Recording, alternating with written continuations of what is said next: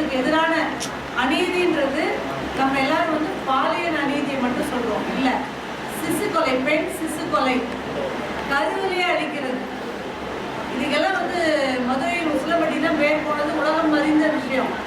இப்போ நம்ம அதெல்லாம் தடுத்துட்டு வரோம். பட் அது இப்போ திரும்ப ஒரு மாதிரி கூடுதலாக ஆகிறதான ஒரு தகவல் வருது. அது இல்லாமல் பார்க்க வேண்டியது இங்கே இருக்க ஒரு பெண்ணுடைய இது நம்மளுடைய கடமை.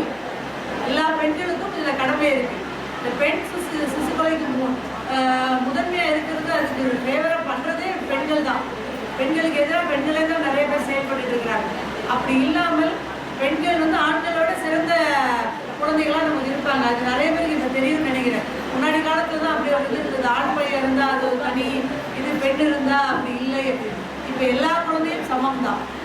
ஸோ சம உரிமை கொடுக்க வேண்டியது தான். பெண்களுக்கு எதிராக தீமை செய்யக்கூடாதுன்னு நினச்சிங்கன்னா சம உரிமை முதல்ல கொடுக்கணும். ஆண் ஒன்று தான், பெண் ஒன்று தான். ரெண்டாவது, பெண் சிசு கொலை இருக்கக்கூடாது.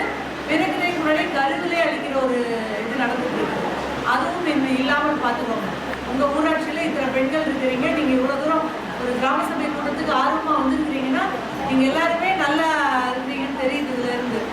அதனால அதை நீங்கள் முன்னெடுத்தால் மட்டும்தான் பெண்களுக்கான உரிமை எப்போதுமே பெண்களால் மட்டுமே முன்னெடுக்கப்பட வேண்டும். அப்போ தான் அது கிடைக்கும். நமது உரிமையை வாங்கிறதுக்கு நம்ம தானே வரணும். நம்மளே வரலன்னா எப்படி? ஸோ அது வந்து